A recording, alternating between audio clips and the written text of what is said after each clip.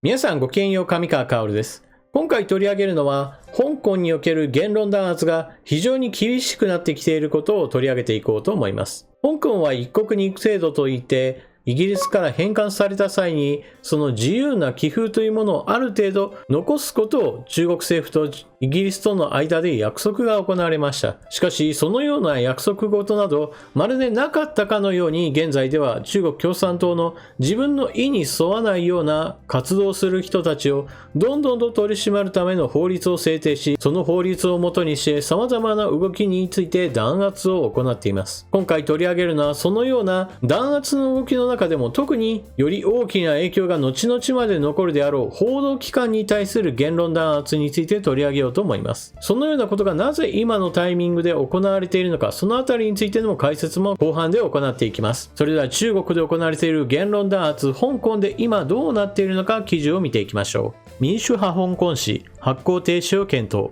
言論封殺を象徴。中国共産党に批判的な香港紙、貧華日報、アップルデイリーが21日、発行を停止する検討に入った。同紙を発行するネクストデジタルは同日、取締役会を開き、当局に資産凍結の解除を求める方針を決めた。凍結が解除されなければ、25日に事業の停止を決める方向だ。同紙幹部や法人としての同社が香港国家安全維持法違反罪で相次いで起訴され、当局に一部の資産を凍結された。これ以上事業の存続が困難との判断に傾いている。香港の言論封殺を象徴する動きと言える。同氏をめぐっては、創業者のジミー・ライ氏が抗議活動に絡む実刑判決を受けて服役中。ジミー・ライ氏に加え、今月に入ってネクストデジタルの最高経営責任者や編集長、関連法人3社が国安法で起訴された。香港当局は今月、関連3社の資産を凍結した。同紙によると、警察は凍結された資産を動かすと、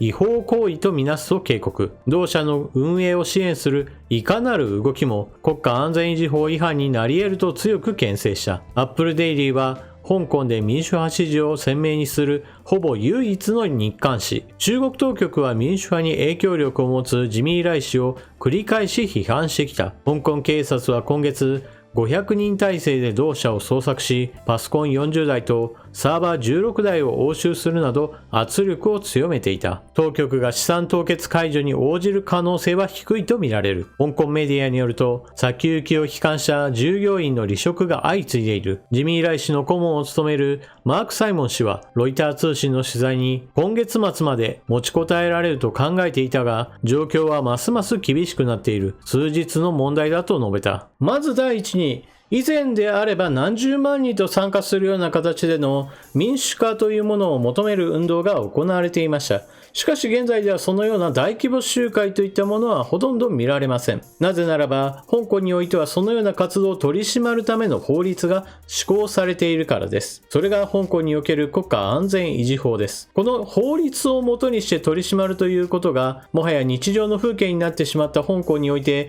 大規模な集会をするということは、それこそ命の危険をも伴う行為であり、多くの市民の行動をためらわせるものです。そして今回はその国家安全維持法違反ということを名目として中国共産党に対する批判記事を書いていたアップルデイリーに対する弾圧を強めているというわけです。香港政府がこのような弾圧を繰り返しているわけですが、今回のアップルデイリーに対する弾圧というのは法人として決定的に破綻を迎えさせようという動きです。何しろ銀行口座そのものを凍結し、そして香港の銀行らに対しては関連する会社への支援などを何か行えば、それは国家安全維持法違反になるぞとすでに脅しをかけている状態です。つまり銀行間の取引など一切封じるようなことをすれば、当然のように会社の業務などはほとんど成り立ちません。通常法人というのは現金で会社のお金というものを動かしているよりも、むしろ銀行の口座のようないわば電子情報としてお金を持っていることの方が多いわけですから、そのような口座を全て差し押さえられて、それらの口座から一切お金を動かせないようにされてしまえば、非常に会社経営というものは危機的な状況に陥ってしまうものなのです。実際今回の資産凍結によって、すでに従業員らに対する給料の支払いなどの目処は立っていないのではないかとさえ言われており、また現金収入を得ようとして新聞を発行しようとしても、その新聞を発行するための代金の振り込みなども現金でしかできないとなれば、それは非常に困難なこととなります。そのような状況ですから、それこそ今月中数日以内にももはや破綻を迎えてしまうのではないかと言われているわけです。一方で香港政府としてはそれこそ法律に基づいて処罰をしていますよという形をとっています。こういったことを一体なぜしているかといえば、海外から批判を受けた時に、これはあくまでも政府による何か思いつきでやっているものではないし、超法規的措置でもありません。あくまでもこの措置というものは法律にのっとった正当な手続きをとっているんですよということを主張するためのものです。しかし悪法であることは私は間違いないと思います。そしてなぜ今このタイミングでこのような強硬手段に出ているか、その理由として考えられるのは何といっても、来月7月1日に中国共産党の創建100年のその記念日があるからです。この創建100年目にあたって習近平国家主席は自分の指導者としての偉大さというものをより際立たせようとしています。何しろ彼は歴代の指導者の中でも、私はすでに毛沢東と並んでいるんだというような主張を展開しようとしています。中国の国家経済が大きく伸びることとなった鄧小平氏のような毛沢東以外の指導者に対しては、それこそあくまでもつなぎの政治家の一人に過ぎなかったというふうにして、自分以外の政治家というのはそれこそ取るに足らないものであるというような政治工作までし始めているのです。そしてそのような創建100年目にあたって中国共産党にとって非常に目障りな存在となっていたのがこのアップルデイリーというわけです。何しろこの記念日において、例えば天安門事件の特集記事などをもしも発行されたら、それこそ共産党としては腹立たしい限りでしょう。中国共産党としてはこの天安門事件などはそもそも存在すらしなかったかのように、すでに歴史教育の中からはその項目そのものが存在しません。当然のように関連本などの出版などについてもすでにほとんどが差し押さえられた状態で、関連本を置いている書店などに対する嫌がらせや経営に対する介入なども行われていることはこれまでも香港で報道されてきました。ですから7月1日のその記念日にアップルデイリーがどのような記事を出すかわからない状況の中で、いっそのことこの会社そのものを潰してしまえと考えたとしても別に不思議とは思いません。中国共産党はそのようにしていかにして自分たちの支配体制を揺るがすそのような要素を排除するかに気を使っているのです。その手段として彼らは悪法も法なり法を使って言論弾圧というものを正当化してこれを実施しているのです。一方日本においては政府批判をしたからといってその報道機関が経営陣らが逮捕されてその会社の資産が凍結されるなどということはありません。それこそ朝日新聞のように政府批判も行いますし、また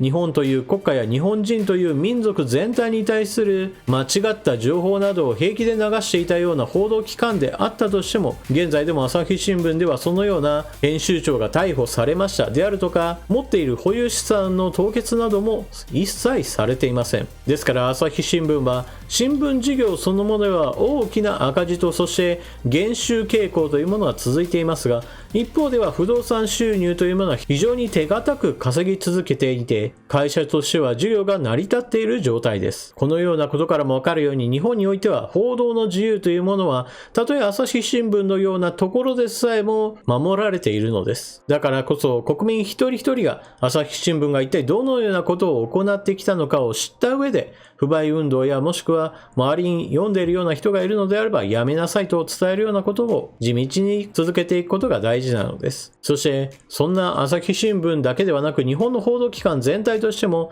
報道の自由が大事であるということは常々言っています。ですから中国のこうした言論弾圧が明らかな行動に対してはより強く批判の声を上げるべきです。もしも中国批判ができないというのであれば、反日的な記事や反政府的な記事ばかりを書いて、一方においては言論弾圧を平気で行っている中国に対して批判記事が書けないというのであれば、まさにそのような報道機関は日本には全く必要ではありません。不要な存在です。そしてこういった姿勢というものはまさに報道機関だけではなく、日本の政治家たちに対しても全く同じようなことが言えます。日本政府のやっていることに対しては非常に批判的な言葉ばかり連ねる一方において、中国に対して批判が全くできないような政治家というのは、それこそ日本の政治家としては全くの落第点だと言えます。こうした国会議員たちも基本的には選挙を通して国会へと上がってくるものです。次回の選挙は秋頃をめどに行われる予定ですから、国会議員の人たちが一体どのような言動をしているのか、特に中国に対してどのような発言や行動をしているかというのは